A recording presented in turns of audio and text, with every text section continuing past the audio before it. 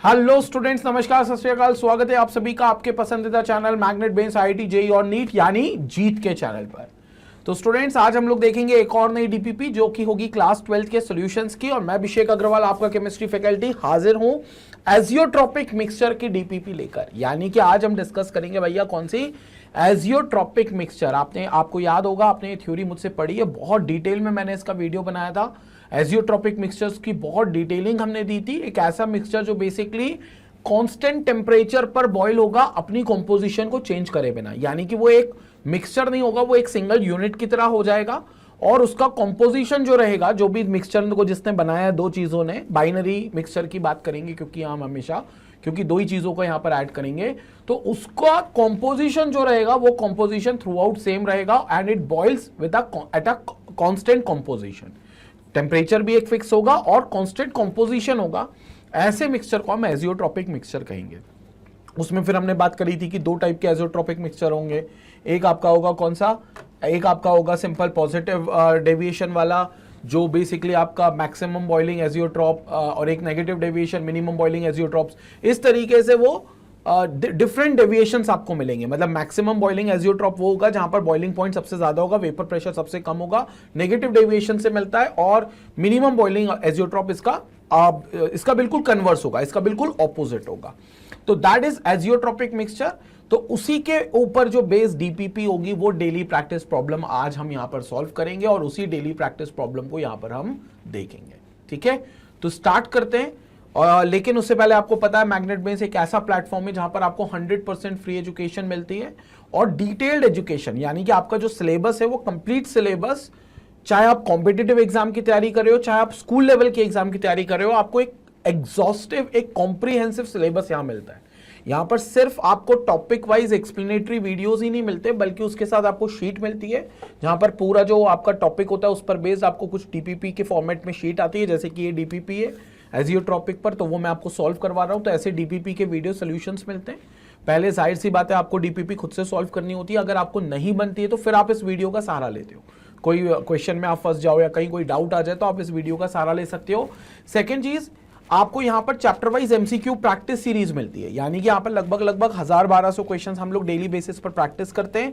वो practice series आपको यहां पर मिलती है। उसके बाद पीवाईक्यू की series, previous year questions, doubt solving sessions, online test series, आपके लाइव डाउट क्लियरिंग सेशंस के बाद ऑनलाइन टेस्ट सीरीज, और जितने भी सेशंस होते हैं जो आईआईटी जेईई या नीट के लिए बहुत जरूरी होते हैं, वो सभी सेशंस यहां पर आपको मिलते हैं एब्सोल्युटली फ्री ऑफ कॉस्ट। और ये सारे सेशंस जो होते हैं वो दो जगह अवेलेबल है, एक यूट्यूब की प्लेलिस्ट पर, और साथ ही आपको मैग्नेट बेन्स की वेबसाइट magnetbens.com पर भी सारी चीजें आपको अवेलेबल हो जाती हैं। और अच्छी बात यह है कि 100% फ्री एजुकेशन है। मतलब तुम देख लो भाई, इतना सारा कंटेंट है कि ये शायद किसी के पेड कोर्स में भी नहीं होगा जितना कंटेंट आपको मैग्नेट बेन्स पर फ्री ऑफ कॉस्ट मिल रहा है। मतलब जितना लोगों के पेड कोर्स में भी नहीं है, उससे ज्यादा मैग्नेट बेन्स पर आपको फ्री ऑफ कॉस्ट मिल रहा है। ठीक है, तो ये सबसे अच्छी बात है मैग्नेट बेन्स के प्लेटफॉर्म की। इसलिए जितना हो सके लोगों के साथ चैनल को शेयर करें, लोगों को रिकमेंड करें और लोगों को चैनल के बारे में अवेयर कराएं। आप भी इसको सब्सक्राइब करें और आपके सब्सक्रिप्शन के बाद लोगों को सब्सक्राइब करवाएं। ठीक है, फ्री ऑफ कॉस्ट, बिल्कुल 100% फ्री ऑफ कॉस्ट सब्सक्रिप्शन आपको मिलता है मैग्नेट बेन्स के प्लेटफॉर्म पर। चलिए अब आगे चलते हैं, अगले सेगमेंट पर हम लोग आते हैं। Basically IIT JEE course module के बाद अब हम लोग जानते हैं डीपीपी के बारे में, जिसमें पहला क्वेश्चन आपके सामने लिखा हुआ है, वाटर और इथेनॉल जो है वो non ideal solution with positive deviation दिखाता है। ठीक है, आपको पता है पॉजिटिव डेविएशन वो क्यों दिखाएगा, उसका सिंपल सा रीजन ये है कि जब वाटर की हम बात करते हैं तो वाटर के अंदर आपको हाइड्रोजन बॉन्डिंग देखने को मिल जाती है। यानी कि यहाँ मॉलिक्यूल्स जो होते हैं ये हाइड्रोजन बॉन्डेड होते हैं, तो ये हाइड्रोजन बॉन्डिंग करते हैं। इवन C2H5OH में भी सेम चीज है। C2H5OH के भी जो मॉलिक्यूल्स हैं वो भी आपको हाइड्रोजन बॉन्डिंग करते हुए दिखते हैं। तो आप ये कह सकते हो कि पहले से इनके बीच में जो इंटरेक्शन होता है वो बहुत अच्छा होता है। इसका ऑक्सीजन इसके H से, फिर इसका ऑक्सीजन इसके H से, ऐसा हाइड्रोजन बॉन्डिंग देखने को मिलता है। और आप ये कहते हो कि ये AA का इंटरेक्शन और BB का इंटरेक्शन आपस में बहुत अच्छा है। मतलब इंट्रामोलिकुलर फोर्स ऑफ इंटरेक्शन बहुत अच्छे हैं। और जब इन दोनों को मिक्स करके एक सोल्यूशन बना लिया जाता है तो H2O में और इथेनॉल में तब भी आपको हाइड्रोजन बॉन्ड तो दिखेगा, लेकिन उतना अच्छा हाइड्रोजन बॉन्ड आपको यहां नहीं दिखेगा। यहां पर उतना अच्छा हाइड्रोजन बॉन्ड नहीं दिखेगा, यानी कि ए और बी का जो बॉन्ड है वो उतना स्ट्रांग नहीं होता जितना ए और बी का बॉन्ड स्ट्रांग होता है। तो इस वजह से यहां पर आपको पॉजिटिव डेविएशन दिखने को मिलता है राउल्ट्स लॉ से, क्योंकि राउल्ट्स लॉ के हिसाब से जो वेपर प्रेशर आना चाहिए उससे एक्सपेरिमेंटली, उससे प्रैक्टिकली जो वेपर प्रेशर होता है वो ज्यादा आता है, क्योंकि ए और बी की जो वैल्यू आती है वो हायर साइड आपको देखने को मिलती है। और जब ए और बी की वैल्यू हायर साइड आपको देखने को मिलती है तो आप ये कह सकते हो कि वेपर प्रेशर जो है वो पॉजिटिव डेविएशन दिखा रहा है, क्योंकि हमारी एक्सपेक्टेड राउल्ट्स लॉ से जो हमने एक्सपेक्ट किया था उससे ज्यादा वैल्यू आ रही है। Now this solution will have vapour pressure, तो इसका वेपर प्रेशर कितना होगा, इस सोल्यूशन का वेपर प्रेशर कितना होगा, ज्यादा होगा as compare to pure water या प्योर इथेनॉल। तो it is equal to vapour pressure of pure water, ये स्टेटमेंट गलत है। लेस देन वेपर प्रेशर तो बिल्कुल भी नहीं है pure water. More than vapour pressure of pure water, ये बिल्कुल सही है, तो ऑप्शन सी हमारा बिल्कुल करेक्ट आंसर है। And less than vapour pressure of pure ethanol, ये भी गलत है। तो जो करेक्ट स्टेटमेंट है वो कौन सा है हमारा, सी ऑप्शन करेक्ट है। तो एज पर द ऑप्शन ये हमारा बिल्कुल करेक्ट आंसर हो गया, ऑप्शन सी। ठीक है, तो पॉजिटिव डेविएशन जो होते हैं राउल्ट्स लॉ से, बेसिकली उनके लिए ये वाला क्वेश्चन आता है। तो यहां पर आपका वेपर प्रेशर जो होगा वो प्योर स्टेट का जो वेपर प्रेशर होगा उससे हमेशा ज्यादा होगा, बिकॉज प्योर स्टेट के मुकाबले ये यहाँ पर ज्यादा वेपर्स बनाएंगे, और जब ज्यादा वेपर्स बनाएंगे तो जाहिर सी बात है कि जो वेपर प्रेशर होगा वो भी ज्यादा वैल्यू का आएगा। So it will be having higher vapour pressure. ठीक है, चलो अगले क्वेश्चन की तरफ चलते हैं। तो इजी क्वेश्चन था, ये तो थ्योरेटिकल क्वेश्चन था। सी ऑप्शन इसका करेक्ट आंसर है। Let's move to another question, question number 2 पर चलते हैं। अब क्वेश्चन नंबर 2 पर क्या कह रहे हैं, ध्यान से सुनेंगे। क्वेश्चन नंबर 2 पर कह रहे हैं कि आपके पास एक ग्राफ बनाया है which is vapour pressure of toluene and vapour pressure of benzene, basically ये, और मोल फ्रैक्शन ऑफ बेंजीन का, ठीक है ना, विथ मोल फ्रैक्शन। ठीक है ना, तो वही जो ग्राफ अपन बनाते हैं ना आइडल और नॉन आइडल के लिए, vapour pressure versus mole fraction का, ये वैसे ही कुछ ग्राफ है, ये वैसे ही कुछ ग्राफ है vapour pressure versus mole fraction का, ये वैसे ही कुछ ग्राफ है। तो यहां हमारा हो जाएगा वेपर प्रेशर दोनों कंपोनेंट्स का, जो दो कंपोनेंट्स मिलाएं, और ये हो जाएगा हमारा मोल फ्रैक्शन। ठीक है, तो मोल फ्रैक्शन ऑफ बेंजीन से यहां शुरुआत की गई है, और इस तरीके से वेपर प्रेशर बेंजीन का जो है वो बढ़ता हुआ जाएगा। नाउ आपको पास दो कर्व बने, एक ए कर्व बना, एक बी कर्व बना है। अगर आप ए कर्व देखोगे तो बड़ा स्ट्रेट लाइन है, और जो बी कर्व देखोगे वो आपको दिखेगा एक कर्व पार्ट। तो ये तो क्लियर है कि जो बी है वो 100% वेपर कंपोजिशन है, मतलब वो वेपर के कंपोजिशन है। जबकि अगर हमें सीधा कर्व मिल रहा है तो ए मतलब हमारा कौन सा होगा, एक लिक्विड कंपोजिशन होगा, क्योंकि जो लिक्विड का वेपर प्रेशर होता है वो बिल्कुल लीनियरली प्रोपोर्शनेट होता है मोल फ्रैक्शन के। तो अगर आपको दो कर्व मिल रहे हैं, एक ऐसा कर्व मिल रहा है जो कर्व है,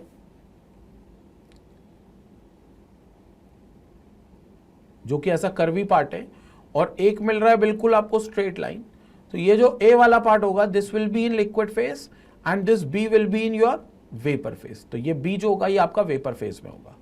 अब ऑप्शन चेक कर लेते हैं, A represents vapour composition and B liquid, उल्टा हो गया, ये तो बिल्कुल नहीं है। A as well as B represents vapour composition, बिल्कुल नहीं। Both A and B represents vapour composition, A as well as B. वैसे तो ये ऑप्शन सेम हो गया, एक्चुअली एक होना चाहिए था लिक्विड कंपोजिशन, तो एक को मैं लिक्विड कर देता हूं ऑप्शन को, हालांकि दोनों ही ऑप्शन गलत है। ठीक है, और A represents liquid composition and B vapour composition, ये बिल्कुल सही है। ए हमारा हो जाएगा लिक्विड कंपोजिशन और जो बी हो जाएगा वो हमारा वेपर कंपोजिशन। तो ये डी ऑप्शन जो है ये बिल्कुल सही है, और ये हमारा बिल्कुल करेक्ट आंसर है। ठीक है, तो ये हमारा बिल्कुल करेक्ट आंसर है। तो हमारा कौन सा ऑप्शन सही हो गया, डी ऑप्शन सही हो गया, क्योंकि जब भी आपको एक स्ट्रेट लाइन मिल रही है तो स्ट्रेट लाइन हमेशा आपके लिक्विड कंपोजिशन को डिफाइन करेगी, और ये जो कर्व लाइन मिल रही है ये कर्व लाइन हमेशा आपको वेपर फेस को डिटरमाइन करेगी। तो इसलिए A represent liquid composition and जो बी रिप्रेजेंट कर रहा है वो यहां पर वेपर कंपोजिशन रिप्रेजेंट कर रहा है। तो this is how you will get the option D as the correct answer. तो आपका जो डी हो जाएगा वो यहां पर 100% करेक्ट आंसर मिलेगा। ठीक है, एवरीबडी गॉट दिस, तो डी ऑप्शन हमारा बिल्कुल करेक्ट है। बहुत बढ़िया, लेट्स मूव अहेड, आगे चले अगले क्वेश्चन की तरफ। अगले क्वेश्चन को देखते हैं, तो स्क्रीनशॉट ले लो एक बार इसका, मैं मार्क भी कर देता हूं यहां पर आंसर। लाइक स्टार बना के मार्क करते हैं हम हमेशा, तो स्टार बनाकर मैंने मार्क कर दिया, ठीक है। चलो अगले क्वेश्चन की तरफ चलते हैं। Now let's move to the third question देखते हैं। Which of the following solution exhibits positive deviation from Raoult's law? इनमें से कौन कौन से सोल्यूशन है जो पॉजिटिव डेविएशन दिखाएंगे, ठीक है ना। एक तो अभी आपने देखा था वाटर और इथेनॉल, तो ये तो बिल्कुल आंसर हो गई, वाटर और इथेनॉल। अभी हमने इसको देखा था, पहला क्वेश्चन इसी पर बेस्ड था बेसिकली। तो हमने वहां पर क्लियर कहा था कि जो वाटर है वो है HOH, इथेनॉल जो है वो है C2H5O और H, C2H5O और H। तो यहां पर आपको हाइड्रोजन बॉन्डिंग दिखेगी, लेकिन उतनी अच्छी नहीं दिखेगी जितना वाटर की वाटर के साथ दिखती है या इथेनॉल की इथेनॉल के साथ दिखती है। तो ये जो मॉलिक्यूलर फोर्स है ये वीक है तो ये हाइड्रोजन बॉन्डिंग है, तो सारे ही हाइड्रोजन बॉन्ड, लेकिन ये थोड़ा सा वीक हाइड्रोजन बॉन्ड है as compare to other one जो इससे ज्यादा स्ट्रॉन्ग होगा, ठीक है। तो यहां पर आपको बाद में जो वेपर प्रेशर होगा, क्योंकि AA का इंटरेक्शन और BB का इंटरेक्शन स्ट्रॉन्ग है AB के इंटरेक्शन से, AB का कमजोर है, तो बाद में आपको वेपर प्रेशर क्या होगा, सडनली ज्यादा मिलेगा, और सडनली आपको AB का वेपर प्रेशर ज्यादा मिलेगा, तो आप ये कह सकते हो ये पॉजिटिव डेविएशन दिखाएंगे राउल्ट्स लॉ से, क्योंकि राउल्ट्स लॉ ने जो प्रिडिक्ट किया था उससे आंसर जो होगा वो ज्यादा आएगा वेपर प्रेशर का, क्योंकि इंटरेक्शन जो है वो कमजोर हो गई। तो इसलिए पहला वाला ऑप्शन तो बिल्कुल सही है जो वेपर प्रेशर दिखाएगा। लेकिन इसी के साथ अगर हम सेकेंड ऑप्शन पे भी गौर करें तो बी ऑप्शन में आपके पास है बेंजीन और इथेनॉल। अब बेंजीन और इथेनॉल में इथेनॉल के पास हाइड्रोजन बॉन्डिंग है, मतलब इसका भी इंटरेक्शन पहले अच्छा होगा, C2H5OH का इंटरेक्शन आपस में अच्छा होगा क्योंकि हाइड्रोजन बॉन्डिंग है। लेकिन जब इसको आप C6H6 बेंजीन के साथ देखोगे तो इनका कोई इंटरेक्शन नहीं होगा, जैसे इनका इंटरेक्शन उतना अच्छा नहीं था ऐसा तो इनका बिल्कुल भी अच्छा नहीं होगा। तो यहां पर भी आप कहोगे कि AA का इंटरेक्शन, इसको मान लो इथेनॉल को, वो तो बहुत बढ़िया है, लेकिन AB का इंटरेक्शन बढ़िया नहीं है, तो ये भी आपका पॉजिटिव डेविएशन दिखाएगा जैसा कि ये दिखाता है। तो मतलब ये भी सही आंसर है हमारा। तो ये मोर देन वन करेक्ट आंसर की कैटेगरी हो गई, basically more than one correct answer, but ये भी हमारा करेक्ट आंसर है। सो B is also our correct answer, ठीक है। तो बी भी हमारा क्या हो गया यहां पर, बिल्कुल करेक्ट आंसर हो गया। H2 और HCl, H2 और HCl में हम नहीं बोल सकते, क्योंकि देखो H2O में चलो हाइड्रोजन बॉन्डिंग है, लेकिन जब वो HCl से मिलेगा तब भी अच्छी बॉन्डिंग दिखाएगा, क्योंकि यहां पर भी एक्टिव हाइड्रोजन है हालांकि, तो O और H के बीच में भी अच्छी बॉन्डिंग होगी, तो ये नहीं होगा, ये नेगेटिव डेविएशन दिखाएगा। क्लोरोफॉर्म और CH3 CH2 और CH3 C double bond O CH3, मतलब ये प्रोपेनोन और क्लोरोफॉर्म में आपका डाइपोल इंटरेक्शन है। पहले आपस में इनका इंटरेक्शन अच्छा नहीं है, लेकिन बाद में अच्छा होगा, और बाद में अच्छा होगा तो फिर बाद में वेपर प्रेशर कम हो जाएगा। वेपर प्रेशर कम होना मतलब नेगेटिव डेविएशन, तो C और D नेगेटिव दिखाएंगे जबकि A और B पॉजिटिव दिखाएंगे। तो जब उनने आंसर पूछा तो हमारे पास दो आंसर होंगे, एक A और एक B।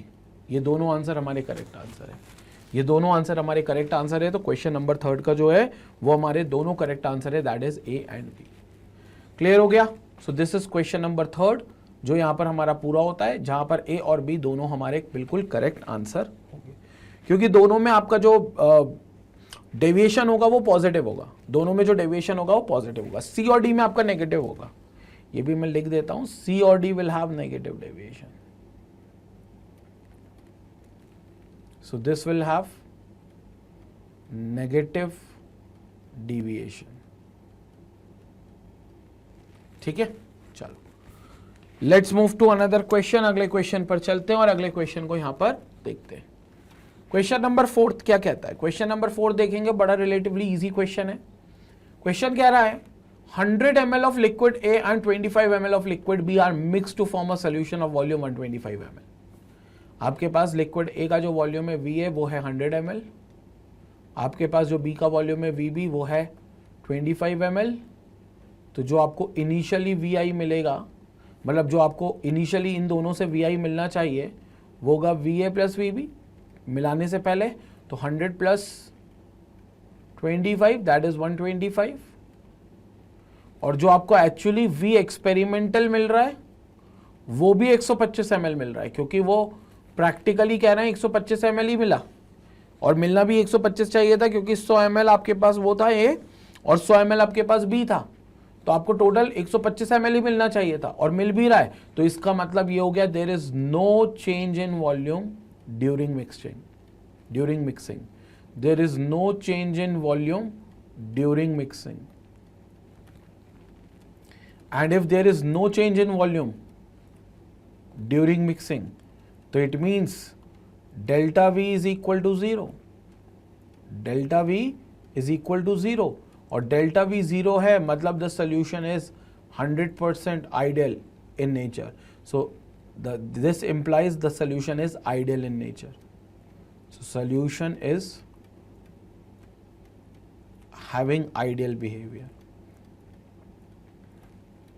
तो सॉल्यूशन के पास कौन सा बिल्कुल आइडियल बिहेवियर मौजूद है, तो इस सॉल्यूशन के पास 100% कौन सा बिहेवियर है, आइडियल बिहेवियर मौजूद है, तो सॉल्यूशन जो है वो आइडियल बिहेवियर शो कर रहा है, solution is having ideal behaviour, तो ऑप्शन कौन सा करेक्ट होगा इसके हिसाब से, ए ऑप्शन बिल्कुल करेक्ट हुआ, that is solution is showing ideal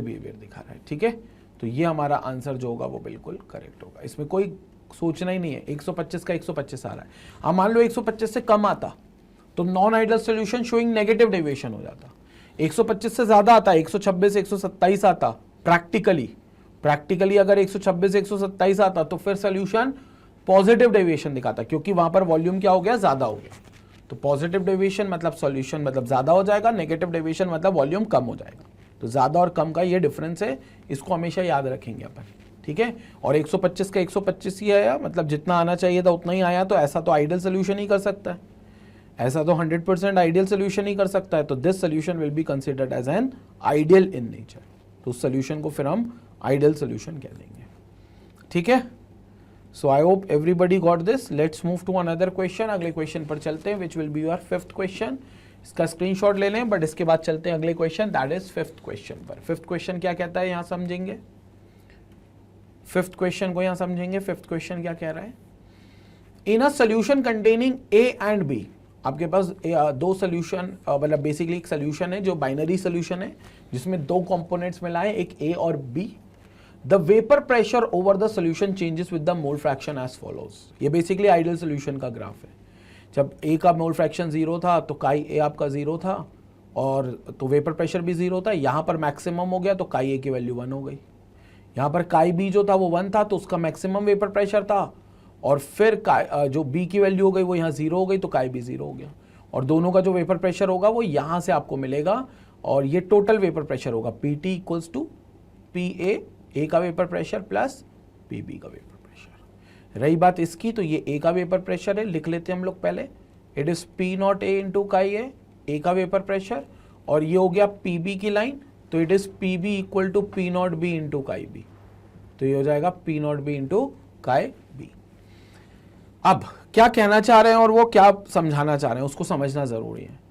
A B and C D represents the saturation vapour pressure of B and A respectively, वो कह रहे हैं ए बी और C D saturation vapour pressure है B और A का, मतलब ए बी जो है वो बी का वेपर प्रेशर है और जो सी डी है वो ए का वेपर प्रेशर है, सैचुरेशन वाला, सैचुरेशन मतलब प्योर फॉर्म, तो ये बात बिल्कुल सही है, ए बी क्योंकि यहां पर आपको पी नॉट ए दे देगा, बल्कि कहना चाहिए सॉरी पी नॉट बी दे देगा, और जो सी डी में आपको मिलेगा वो आपको पी नॉट ए देगा, तो P not be and P not A R saturation vapour pressure, तो ये स्टेटमेंट ही सही है, तो ये स्टेटमेंट बिल्कुल सही है, they are saturation vapour pressure, saturated मतलब जब ये पूरी तरीके से सैचुरेटेड है, जब ये अकेले हैं पूरी तरीके से तो ये प्योर स्टेट का वेपर प्रेशर है, तो ये बिल्कुल सही आंसर है। आगे हालांकि और ऑप्शन देख लेते हैं हम लोग, लेकिन ये हमारा बिल्कुल सही आंसर है।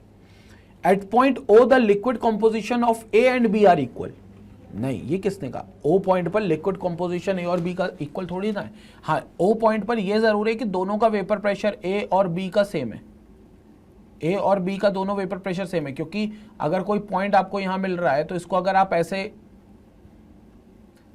आप ऐसे एक्सपेंड करोगे दोनों एक्सेस पर, ये दोनों एक्सेस पर अगर ऐसे एक्सपेंड करोगे तो यहां पर आपको मिलेगा ना ये पी ए की वैल्यू और ये आपको सॉरी यहां पर पी बी की वैल्यू मिलेगी, और यहाँ पी ए की वैल्यू मिलेगी, मिलेगी ना यहाँ पर, तो वो दोनों वैल्यू सेम होगी क्योंकि बिल्कुल आमने सामने वैल्यूज होंगी। तो वेपर प्रेशर सेम हो सकता है लेकिन लिक्विड कॉम्पोजिशन नहीं हो सकता, ये स्टेटमेंट गलत है। लेकिन सी ऑफ पॉइंट देखो, ये भी मोर देन वन करेक्ट आंसर है, ठीक है ना, ठीक है, कोई बात नहीं, हम तो प्रैक्टिस कर रहे हैं, वैसे मेंस में से क्वेश्चन आएंगे नहीं मोर देन वन करेक्ट, आपको एक ही करेक्ट आंसर मिलेगा, बट एनीवे ये क्वेश्चन भी जो होगा ये मोर देन वन करेक्ट का हो गया। तो at point O the partial pressure of A and B are equal, ये स्टेटमेंट सही है। पार्शियल प्रेशर मतलब वेपर प्रेशर, जो प्योर जो सॉल्यूशन फेज में होते हैं वो वेपर प्रेशर पी ए और पी बी वो बिल्कुल इक्वल होंगे, वही मैंने बताया ना, ये जो पी बी हो गया और ये पी ए हो गया तो दोनों वैल्यूज इक्वल हो गई, पी बी और पी ए, तो पी बी जो होगा वो पी ए के इक्वल आ जाएगा, ये बात बिल्कुल सही है। तो ये बात भी बिल्कुल सही है कि जो पी बी हो जाएगा वो पी ए के बिल्कुल इक्वल आ जाएगा, ठीक है। तो ये स्टेटमेंट भी सही है। डी बोल रहे हैं E F plus E G equals to E H, E F कहां है, अच्छा ये ई एफ पता है क्या है, ई एफ है किसी एक कंपोनेंट पर बी का वेपर प्रेशर पी बी, और ईजी पता है क्या, ईजी ईजी जो है वो पी ए का वेपर प्रेशर, और ई एच पता है क्या, ई एच सॉल्यूशन का वेपर प्रेशर पीटी, और हमें पता है राउल्ट्स लॉ के हिसाब से पीटी जो होता है वो पी ए प्लस पीबी के बराबर होता है। जो टोटल प्रेशर है वो पी ए प्लस पीबी के बराबर है एक ही मोल फ्रैक्शन का ही ए पर। अगर आपके पास एक ही मोल फ्रैक्शन है, एक ही कंपोनेंट का मोल फ्रैक्शन है, तो जो पीटी होगा वो पी ए प्लस बिल्कुल पीबी के बराबर होगा, ये स्टेटमेंट बिल्कुल सही है। तो पीटी क्या हो गया आपका, ई एच, पी ए आपका क्या हो गया, पी ए, देखोगे यहां अगर पी ए तो पी ए आपका ई एफ हो गया, this is E F, P A sorry P A is E G not E F but it is E G, और पी बी आपका क्या हो गया, बी के एक्सिस पर ई एफ, तो ये ई एफ हो गया। तो इसका मतलब ये हो गया that E H will be equal to E G plus E F, E G plus E F, ये बिल्कुल सही स्टेटमेंट है। समझ में आया, मतलब इस चीज को थोड़ा सा डिटेल में समझो क्योंकि ये क्वेश्चन बड़ा इंपॉर्टेंट है। यहां से अगर आप समझोगे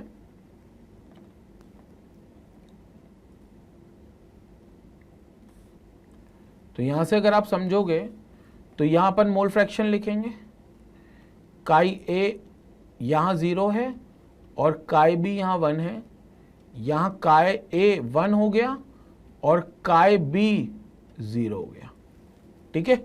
अब देखो काई ए 0 है तो यहां पर वेपर प्रेशर भी 0 है, यहां तक गए अपन मैक्सिमम, तो ये हो गया आपका पी नॉट ए, और ये आपका क्या हो गया, पी नॉट बी, और ये अपना हो गया ये पॉइंट।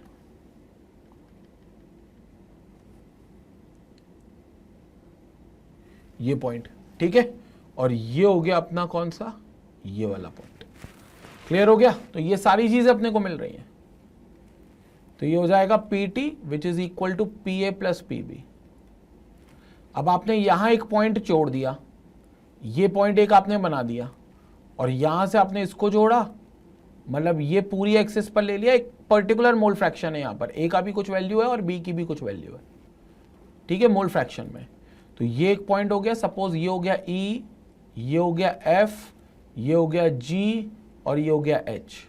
तो एफ के करस्पॉन्डिंग आपको मिल जाएगा पी बी, ए जी के करस्पॉन्डिंग आपको मिल जाएगा पी ए, क्यों, क्योंकि ये पी ए की लाइन है, ये पी ए की लाइन है ना, और ये पी बी की लाइन है, और एच के करस्पॉन्डिंग आपको मिल जाएगा पी टी। हमें पता है पी टी जो होता है वो P A plus P B के बराबर होता है, पी टी जो होता है वो P A plus P B के बराबर होता है। तो पी टी जो है टोटल वो है ई एच, जो है E F P B plus F G के बराबर, ये चीज इंपॉर्टेंट है। क्लियर हो गया ये वाला कंसेप्ट, तो ये चीज आपको यहां देखने को मिलती है which is very much important. So everybody got this. ये आपको देखने को मिलता है पीटी और पीए के सेंस में। So this is what we are having. तो जल्दी से इसका भी यहां पर देख लें तो डी ऑप्शन भी यहां पर क्या होगा, करेक्ट होगा, बिल्कुल करेक्ट होगा डी ऑप्शन। डी ऑप्शन भी करेक्ट होगा। तो मतलब मोर देन वन करेक्ट आंसर में 3 आंसर करेक्ट है, ठीक है ना। हमें करेक्ट आंसर ही बताना था ना। हाँ, तो बी को छोड़कर सभी करेक्ट है। तो हमारे पास 3 आंसर हो गए, एक तो ये, दूसरा सी, तीसरा डी। ये हमारे सभी करेक्ट आंसर हो गए, ठीक है। तो ये भी करेक्ट आंसर है, ये भी करेक्ट आंसर है, ये भी करेक्ट आंसर है, ये भी करेक्ट आंसर है। 3 करेक्ट आंसर्स हमको यहां पर मिलने वाले हैं और ये तीनों हमारे जो होंगे वो करेक्ट आंसर्स होंगे, ठीक है। तो जल्दी से स्क्रीनशॉट ले लें, इस पार्ट का भी स्क्रीनशॉट ले लें। उसके बाद सीधे अगले क्वेश्चन पर चलते हैं, which will be your 6th question. चलो let's move to the 6th question. 6th question को यहां पर देखते हैं। 6th क्वेश्चन कह रहा है, a liquid mixture having composition corresponding to M in the figure is subjected to distillation at constant pressure। ये जो M है ना, ये वो कंपोजिशन है A और B का। यहां देख लेंगे A और B के मोल्स जितने मोल फ्रैक्शन जो आ रहे हैं उसके हिसाब से ये वो कंपोजिशन है जहां पर ये एजियोट्रोपिक मिक्सचर बन जाता है। आपको पता है एजियोट्रोपिक मिक्सचर को बनाने के लिए 2 कंपोनेंट तो चाहिए, लेकिन उन 2 कंपोनेंट का एक फिक्स्ड अमाउंट होना चाहिए, एक फिक्स्ड अमाउंट होना चाहिए। अगर फिक्स्ड अमाउंट नहीं हुआ तो आपका वहां पर एजियोट्रोपिक मिक्सचर नहीं बनेगा। जैसे इथेनॉल और वाटर एजियोट्रोपिक मिक्सचर बना सकते हैं लेकिन उनका फिक्स कॉम्पोजिशन है। नाइट्रिक एसिड और वाटर बना सकते हैं लेकिन उनका फिक्स कॉम्पोजिशन है। तो ऑलवेज रिमेंबर दिस कि कॉम्पोजिशन जो होना चाहिए it should be very much precise, it should be very much fixed. तो कॉम्पोजिशन बड़ा फिक्स्ड होना चाहिए, ये इंपॉर्टेंट बात है। तब जाकर वो क्या कर पाएगा, वहां पर डिस्टिल कर पाएगा और वहीं जाकर आप डिस्टिलेशन देख पाओगे।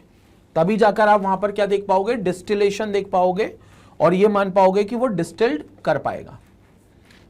मतलब ये कह सकते हो वो बॉईल कर पाएगा, कांस्टेंट कंपोजिशन रख के बॉईल कर पाएगा। डिस्टिल तो वो कर लेगा जब बॉईल करके अलग हो जाएगा जो डिस्टिलेट पार्ट, लेकिन बॉईल करके कंपोनेंट्स अलग नहीं दिखेंगे क्योंकि composition throughout same ratio maintain करेगा। बॉईल होता जाएगा लेकिन जैसे मान लो ए जितना उड़ा उतना ही बी प्रोपोर्शनैलिटी में उड़ेगा, तो ए और बी का रेशियो हमेशा फिक्स्ड बना रहेगा उसके अंदर, ठीक है। इस पॉइंट पर, किस पॉइंट पर, एम पॉइंट पर। Now which of the following are correct about the process. अब आपको बताना है इनमें से करेक्ट स्टेटमेंट क्या है रिगार्डिंग दिस प्रोसेस। ए बोला गया है the boiling point goes on changing, तो boiling point goes on changing भाई बिल्कुल नहीं होगा, सिंपल सी बात है, एक ही बॉइलिंग पॉइंट होगा, तो ये स्टेटमेंट गलत है। बॉइलिंग पॉइंट तो एक ही होगा ना, वो कीप्स ऑन चेंजिंग थोड़ी ना होगा। बॉइलिंग पॉइंट तो जो होना है वो एक ही बॉइलिंग पॉइंट वहां पर रहेगा थ्रू आउट, तो वही मेंटेन रहेगा बॉइलिंग पॉइंट। एक बात हो गई। दूसरी बात, मतलब ये स्टेटमेंट गलत है। बी ऑप्शन देख लेते हैं। The composition of the solution and distillate are the same throughout, ये बात बिल्कुल सही है। जो कंपोजिशन है सोल्यूशन का और जो डिस्टिलेट मतलब जिसको आप उड़ाकर अलग ले गए हो उसका कंपोजिशन थ्रू आउट सेम रहेगा। कंपोजिशन मतलब रेशियोज जो 2 चीजों का है। तो कुछ चीजें देखो वेपर बनकर उबल जाएंगी और कुछ चीजें लिक्विड बनकर वहीं रह जाएंगी। तो इस वेपर में जो ए और बी का रेशियो है और इस लिक्विड में जो ए और बी का रेशियो है वो सेम रहेंगे, वो रेशियो चेंज नहीं होंगे। तो ये जो ए और बी का रेशियो आना है that will remain the same, और उस ए और बी के रेशियो में कोई बदलाव देखने को नहीं मिलेगा। तो this is something very important कि जो ए और बी का रेशियो है वो चेंज नहीं होगा और ए और बी का रेशियो जो रहेगा वो थ्रू आउट द सेम रहेगा, चाहे आप सोल्यूशन फेज में देखो चाहे आप डिस्टिलेट फेज में देखो, दोनों जगह पर it will remain the same, ठीक है। तो यहां पर ये चीज बिल्कुल सेम आएगी, तो इसलिए ये ऑप्शन बिल्कुल करेक्ट है। लेकिन देख लेते हैं भाई, एक ऑप्शन के भरोसे आंसर नहीं लिखेंगे because there might be the possibility की more than one correct answer भी हो। सी ऑप्शन देख लेते हैं, the composition of distillate from the mixture. इसमें आगे बात तो की नहीं है, the composition of distillate from the mixture, the composition of distillate from the mixture is different, ऐसा कर सकते हैं हम। पूरा क्वेश्चन पूरा करते हैं पहले, तो ये स्टेटमेंट फिर सही नहीं होगा। इसको पहले सही कर लेते हैं, might be typing error is different, ऐसा कुछ कर लेते हैं, ठीक है। तो ये स्टेटमेंट भी गलत होगा, ये स्टेटमेंट भी हमारा सही नहीं होगा क्योंकि कॉम्पोजिशन अभी ऊपर बोलकर आए वो सेम रहेगी throughout. D option, the mixture has lowest vapour pressure than for any other composition. इस मिक्सचर का इस समय लोएस्ट वेपर प्रेशर होगा, बिल्कुल, क्योंकि टेम्परेचर सबसे ज्यादा है, मैक्सिमम बॉइलिंग एजियोट्रॉप है, तो मैक्सिमम बॉइलिंग एजियोट्रॉप में वेपर प्रेशर सबसे कम होगा। तो इसका अगर वेपर प्रेशर ग्राफ बनाएंगे तो वेपर प्रेशर ग्राफ कुछ ऐसे ही बनेगा। ये यहां पर वेपर प्रेशर अगर हम ग्राफ बनाएंगे तो वेपर प्रेशर ग्राफ कुछ ऐसे ही बनेगा, ये ऐसा। तो ये वेपर प्रेशर मिनिमम हो जाएगा, this is the minimum vapour pressure, minimum vapour pressure. और इस कॉम्पोजिशन के अलावा कोई और कॉम्पोजिशन नहीं होगा जिसमें इतना कम वेपर प्रेशर आए। यहां पर आपको मिनिमम वेपर प्रेशर आएगा क्योंकि मैक्सिमम बॉइलिंग पॉइंट आ रहा है, ये मैक्सिमम बॉइलिंग पॉइंट है, तो this is maximum boiling point. और जब बॉइलिंग पॉइंट ज्यादा होता है तो वेपर प्रेशर कम होता है, हमें पता है ये बात। कैसे पता है? क्योंकि हमें पता है जो वेपर प्रेशर होता है वो बॉइलिंग पॉइंट से इन्वर्सली चलता है, यानी कि बॉइलिंग पॉइंट जो होता है वो कहना चाहिए वेपर प्रेशर से इन्वर्सली चलता है। Boiling point is inversely proportional to vapour pressure, जितना ज्यादा वेपर प्रेशर उतना कम बॉइलिंग पॉइंट, जितना कम वेपर प्रेशर मिलेगा एक पर्टिकुलर उस कंपोनेंट का, उसका उतना ज्यादा बॉइलिंग पॉइंट, तो बॉइलिंग पॉइंट उतना ज्यादा हो जाएगा। तो वेपर प्रेशर और बॉइलिंग पॉइंट का एक सिंपल रिलेशन हमें देखने को मिलता है। तो अगर बॉइलिंग पॉइंट सबसे ज्यादा है तो वेपर प्रेशर सबसे कम है, मिनिमम वेपर प्रेशर, तो डी ऑप्शन भी करेक्ट है, ये भी बिल्कुल करेक्ट है। तो फिर दो ऑप्शन बिल्कुल करेक्ट हो गए, दो ऑप्शन हमें बिल्कुल करेक्ट मिल गए, एक बी वाला ऑप्शन बिल्कुल सही है, एक डी वाला ऑप्शन बिल्कुल सही है। तो इस हिसाब से जो बी और डी होंगे वो करेक्ट आंसर्स होंगे, बी और डी जो होंगे वो करेक्ट आंसर्स होंगे। एक बार स्क्रीनशॉट ले लें, इसके बाद हम लोग आगे चलते हैं, आगे देखते हैं फिर इसको। तो अब आते हैं अगले क्वेश्चन की तरफ स्टूडेंट, ये था 6th question. Let's move to the 7th question. 7th question यहां पर देखते हैं। क्वेश्चन 7 कहता है the diagram aside depicts the boiling point as the function of composition of the mixture of CCl4 and SiCl4। Basically जो नीचे आपको diagram बनाकर दिया है वो डायग्राम आपको कहीं ना कहीं CCl4 और SiCl4 का बॉइलिंग पॉइंट बताता है, जो कि फंक्शन होगा उनके कॉम्पोजिशंस को लेकर भी। Which of the following statement about the diagram is false? हमको अब जो false statement है, स्टेटमेंट्स हमको आगे दिए गए, हमको इनमें से false स्टेटमेंट बताना है। अब आप देखो इस ग्राफ को, अगर तो इस ग्राफ में हम दो तीन चीजों को यहां पर कंट्रीब्यूट पहले कर लेते हैं, मतलब इससे थोड़ा सा इंटरप्रिटेशन हम पहले निकाल लेते हैं कि जो CCl4 का बॉइलिंग पॉइंट है और जो SiCl4 का बॉइलिंग पॉइंट है, उसमें बॉइलिंग पॉइंट ऑफ CCl4 कम है और बॉइलिंग पॉइंट ऑफ SiCl4 ज्यादा है। मतलब अगर बॉइलिंग पॉइंट हम कंपेयर करें तो boiling point of CCl4 less होगा और बॉइलिंग पॉइंट ऑफ SiCl4 जो होगा वो ज्यादा होगा। ये क्लियर दिख रहा है, पहली चीज। दूसरी चीज, CCl4 का अगर बॉइलिंग पॉइंट कम है तो इट मींस वोलेटिलिटी CCl4 की ज्यादा है। मतलब CCl4, ये पहला पॉइंट यहां से इंटरप्रेट हुआ। दूसरा पॉइंट ये इंटरप्रेट हुआ कि CCl4 is more volatile, is more volatile than SiCl4। ये इंटरप्रेट हुआ कि CCl4 का क्योंकि बॉइलिंग पॉइंट कम है तो वो ज्यादा वोलेटाइल है, मतलब वो ज्यादा आसानी से वेपर बना सकता है, और जब वो ज्यादा आसानी से वेपर बना सकता है तो वो ज्यादा अच्छा वोलेटाइल होगा। और तीसरी चीज ये इंटरप्रेट हुई कि CCl4 का जो कॉम्पोजिशन होगा वो वेपर फेज में ज्यादा होगा as compare to solution phase, क्योंकि उसका बॉइलिंग पॉइंट जो है वो कम है, तो इसका कॉम्पोजिशन जो होगा it will be more in vapour phase, more in vapour phase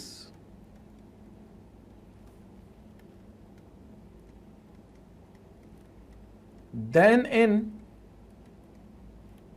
solution phase. उसका कॉम्पोजिशन ज्यादा होगा कहां पर? वेपर फेज में as compare to solution phase. तो वेपर फेज में उसका जो कंपोजिशन होगा वो ज्यादा होगा और सॉल्यूशन फेज में कम होगा। ठीक है, तो ये कुछ पॉइंट्स है जो इस ग्राफ से हमने इंटरप्रेट किया, और ग्राफ बड़ा सिंपल है, कॉम्प्लिकेटेड सा लग रहा है लेकिन बहुत सिंपल ग्राफ है। Boiling point versus mole fraction of CCl4 आप यहां पर देख सकते हैं। ठीक है, चलें अब यहां पर अपन चलते हैं। तो अब हम लोग ऑप्शंस देख लेते हैं। पहला ऑप्शन क्या कह रहा है? पहला ऑप्शन कहता है the point A represents the composition of solution and that point B that of vapour in equilibrium. वो कह रहे हैं पॉइंट ए जो है वो रिप्रेजेंट करता है कंपोजिशन ऑफ सॉल्यूशन को, एंड पॉइंट बी रिप्रेजेंट करता है वेपर इन इक्विलिब्रियम को।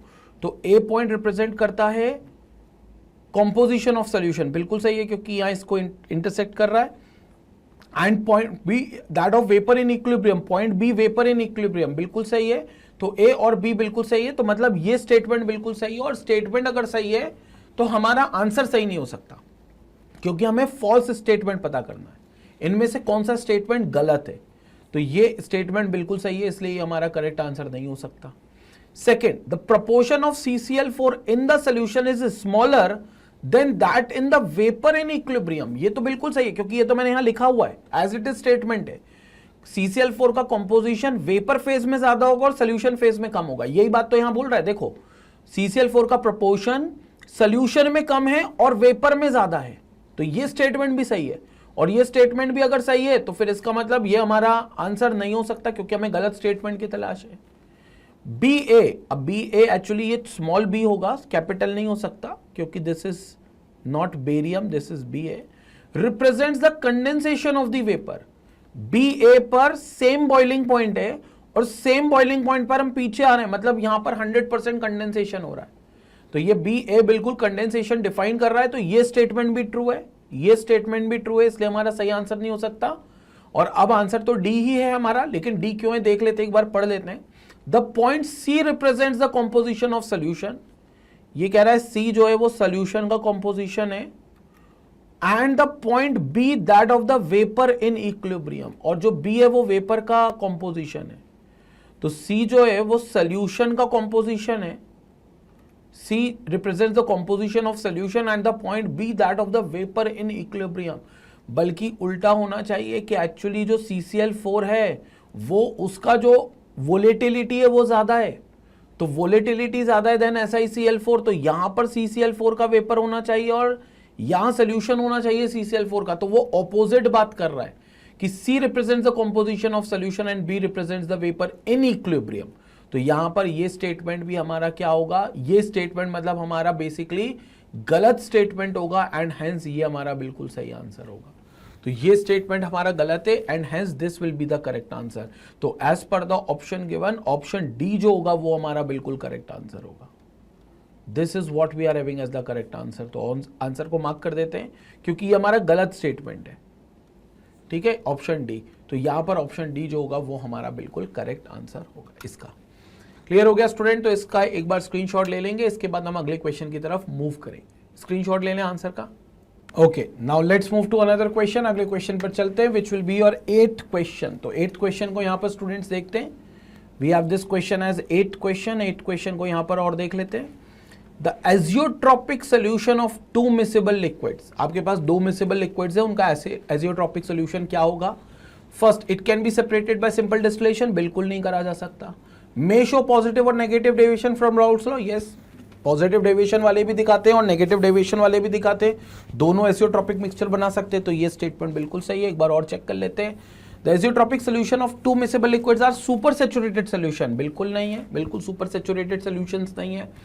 Next is behave like a single component in boils at a constant temperature, ये स्टेटमेंट भी सही है, क्योंकि जब आप एजियोट्रॉपिक मिक्सचर बना लेते हो तो वहां पर वो एक सिंगल कंपोनेंट की तरह बिहेव करते हैं और एक कांस्टेंट टेम्परेचर पे उबलना स्टार्ट करते हैं, कांस्टेंट टेम्परेचर पे बॉईल करते हैं। तो मतलब बी और डी ऑप्शन हमारा करेक्ट है, बी और डी ऑप्शन हमारा करेक्ट है। तो ये बी और डी बिल्कुल करेक्ट आंसर है, मार्क कर लेते हैं आंसर्स को। तो we have B option absolutely correct और डी ऑप्शन हमारा बिल्कुल करेक्ट है। तो बी और डी जो है वो बिल्कुल करेक्ट ऑप्शंस आपको यहां पर मिलते हैं, ठीक है। याद रखना, सिंपल डिस्टिलेशन से एजियोट्रॉपिक मिक्सचर को आप कभी सेपरेट नहीं कर सकते, they can not be separated, क्योंकि वहां पर जो कॉम्पोजिशंस होगा वो थ्रू आउट सेम होगा, और थ्रू आउट सेम होगा तो वहां पर कॉम्पोजिशंस में कोई चेंजेस नहीं देखने को मिलेंगे, there will be no changes in the composition, ठीक है। तो यहां पर 100% आपको याद रखना है कि डिस्टिलेशन से ये सेपरेट नहीं किए जा सकते, ये इंपॉर्टेंट था। Let's move to another question, screenshot लेंगे, इसके बाद हम लोग अगले क्वेश्चन पे चलेंगे। Now next question is question number 9। Question number 9 क्या कह रहा है? न्यूमेरिकल प्रॉब्लम में बेसिकली है mole fraction of ethanol in ethanol water system is 0.25। आपको इथेनॉल का जो मोल फ्रैक्शन दिया हुआ है, इथेनॉल इज C2H5OH, वो दिया हुआ है 0.25। ओके, तो एक काम करते हैं, एक्वस सोल्यूशन ही था ना, वाटर के साथ ही था ना, तो वाटर का मोल फ्रैक्शन हो जाएगा 0.75, क्योंकि दोनों मिलकर 1 होते हैं, तो वाटर का 0.75. Thus it has 25% ethanol by weight of solution, 75% water by weight of solution, और 46% ethanol by weight of solution और 54% water by weight of solution. तो एक काम करते हैं, सबसे पहले मोल्स निकाल लेते हैं. मोल फ्रैक्शन इज 0.25, तो 0.25 is equal to Na upon Na plus Nb, and we have 0.75 equals to Nb upon Na plus Nb. पहली इक्वेशन तो दोनों को डिवाइड करके आ जाएगी, दोनों को डिवाइड करके आ जाएगी. तो जब दोनों को डिवाइड करेंगे तो क्या हो जाएगा, Na प्लस Nb कैंसिल, सीधा Na upon Nb, Na upon Nb is 0.25 upon 0.75, so that becomes 1/3. तो it means Na upon Nb is equal to 1/3. तो यहां पर Na अपॉन Nb कितना हो गया, 1/3 के बराबर. अब Na बाई Nb 1/3 हो गया. Na मतलब कौन है, बेसिकली Na हम लोग ले लेते C2H5OH, और 3 मोल्स हो गए किसके, Nb के मोल्स. तो यहां पर मोल्स ऑफ C2H5OH, क्योंकि हमने इसको A मान लिया है और इसको B मान लिया है फिलहाल के लिए, जिस हिसाब से हमने वैल्यूज रखी हैं. तो Na के मोल्स हो गए 1, यानी कि C2H5OH के मोल्स हो गए 1, C2H5OH के मोल्स हो गए 1, और इसका वेट हो जाएगा 46 ग्राम. और अगर मोल्स हम कैलकुलेट करें वाटर के, तो मोल्स ऑफ वाटर कितने हो गया, moles of water will come out to be 3 moles, और इसका वेट हो गया 18 into 3, that is equal to 54 gram. तो अब टोटल मास ऑफ सोल्यूशन अगर हम करें, टोटल मास ऑफ सोल्यूशन अगर हम करें, तो total mass of solution is equal to, solution is equal to 46 plus 54 gram, that is equal to 100 gram. तो टोटल मास कितना आ गया, 100 ग्राम आ गया. अब टोटल मास अगर 100 ग्राम आ गया, तो इसमें 46 ग्राम इथेनॉल है, तो इट इंडिकेट्स कि यहां पर 46% C2H5OH मौजूद है सोल्यूशन के वेट में, क्योंकि 46% जो इथेनॉल है बाय वेट ऑफ सोल्यूशन, तो ये करेक्ट आंसर है.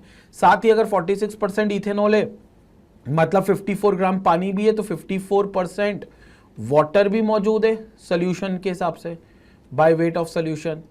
तो it's 54% by weight of solution आपका क्या मौजूद है, वाटर भी मौजूद है, तो बी ऑप्शन भी करेक्ट हो गया. तो आपके पास 2 ऑप्शन यहां पर करेक्ट आएंगे. Again more than 1 correct answer है, तो यहां पर सी ऑप्शन भी करेक्ट है एंड सब्सिक्वेंटली डी ऑप्शन भी करेक्ट है. दोनों बातें एक ही है. 46% अगर इथेनॉल होगा तो वाटर आपका 54% होगा, अगर दो ही चीजें इथेनॉल और वाटर सिस्टम में. तो आपका इथेनॉल अगर 46% है, तो आपका वाटर 54% होगा. तो ऑप्शन सी भी करेक्ट आंसर है और ऑप्शन डी भी करेक्ट आंसर है.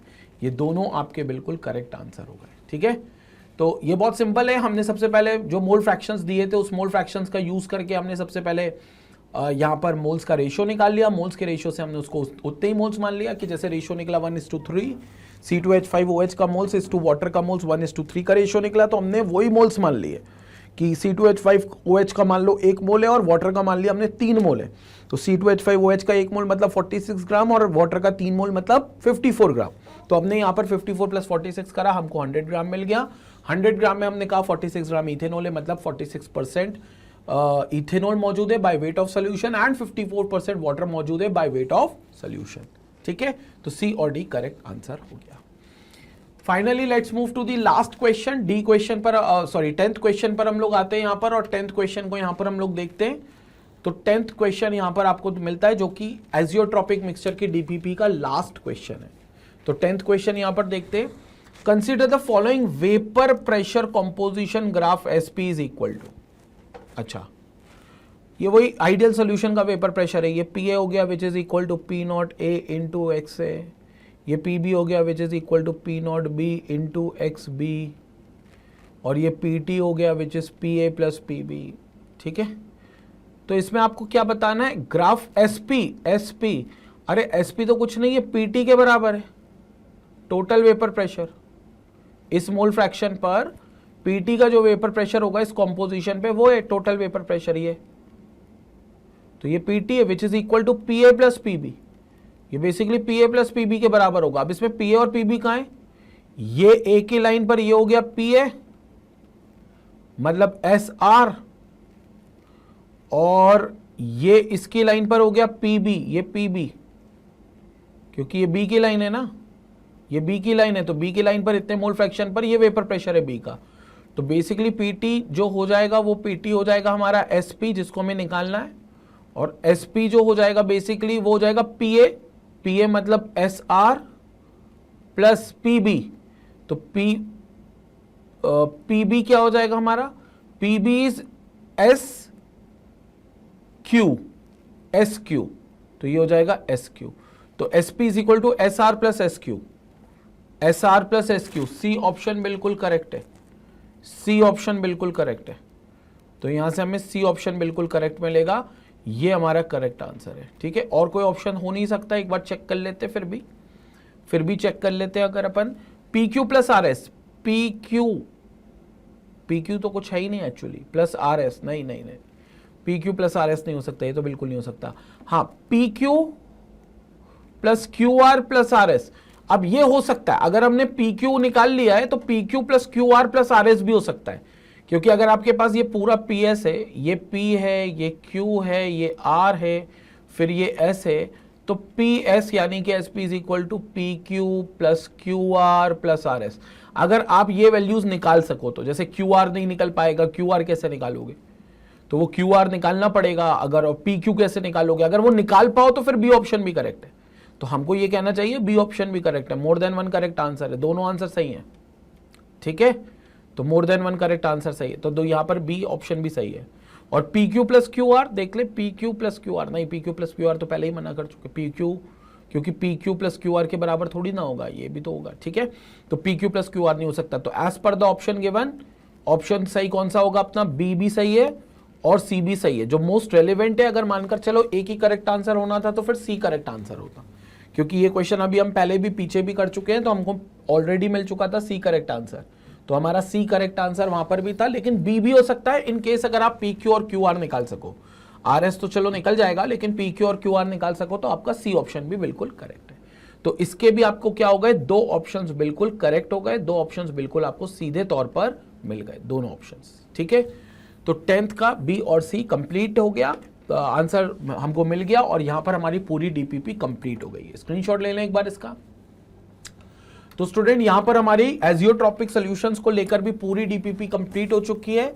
और जैसा कि आपको पता है, मैग्नेट ब्रेन्स के प्लेटफॉर्म पर सिर्फ आपको थ्योरी के वीडियोस नहीं मिलते, बल्कि यहां पर आपको मिलती है डीपीपी। जैसे ये शीट हमने सॉल्व करी है, जो थ्योरी के तुरंत बाद आपको दी जाती है। इसके अलावा आपको प्रैक्टिस क्वेश्चन की सीरीज, प्रीवियस ईयर क्वेश्चंस की series, doubt clearing sessions, live doubt clearing sessions आपको जहां पर आपके सारे डाउट्स क्लियर होते हैं, one shot revision, test series, online test series, जिसमें आप अपना रियल टाइम एनालिसिस कर सकते हो कि आज अगर आप IIT या नीट का एग्जाम दोगे तो क्या आपकी रैंक आएगी। ये सारा मटेरियल आपको मिलता है मैग्नेट ब्रेन्स के यूट्यूब चैनल के थ्रू भी, और मैग्नेट ब्रेन्स की वेबसाइट magnetbrains.com के थ्रू भी। और सबसे अच्छी बात है कि ये सारी चीजें आपको मिलती हैं बिल्कुल फ्री ऑफ कॉस्ट, मतलब कहना चाहिए जो किसी के पेड कोर्स में भी नहीं हो, उससे ज्यादा चीजें आपको मैग्नेट ब्रेन्स के फ्री ऑफ कॉस्ट पे मिलती हैं।